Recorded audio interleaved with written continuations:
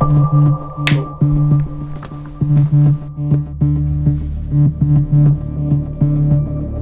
can be interesting. A door knock gone terribly wrong. Tonight, new details in the case of a man accused of shooting a 16-year-old who mistakenly rang his doorbell. Let's just get right into this. Chad, right off the bat, tell me how big of a part of your job actually is knocking on people's doors. If I was to put it in a percentage-wise, I would say about between 20 and 30%.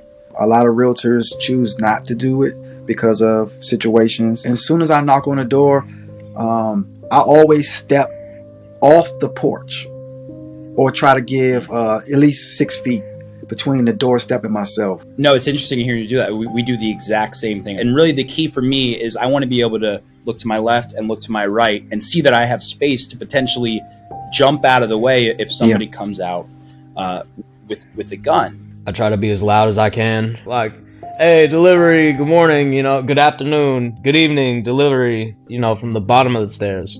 Like, I try to attract attention to myself in a way that's disarming in my mind.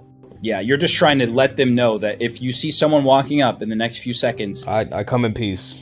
I'm a bike messenger in San Francisco. I was accosted by somebody in a nice neighborhood. I want identification. Who are you? Who the f*** are you?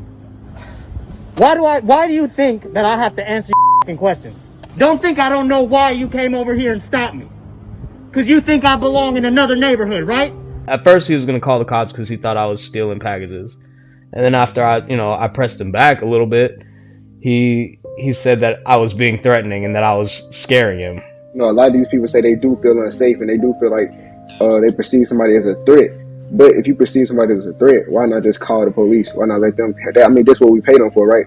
If I don't know too much about the neighborhood, I probably won't go there and introduce myself. I have the luxury of picking and choosing. Unfortunately, these gentlemen do not. DeMontario, all of this makes me think of a little bit of your situation. I know you can't talk too much about it, but you've been actually shot at on the job. Yes, sir. I always feel like my press ID, I feel like it helps me. It makes people calm down. They ask, who are you? What are you doing? I can say, oh, I'm with CNN. Do you feel like your uniform protected you in some cases? No, sir, because I had my uniform on that night, like full uniform, big jacket, big words, everything. I looked up porch shooting because I forgot the kid's name for a second, It wasn't the first time.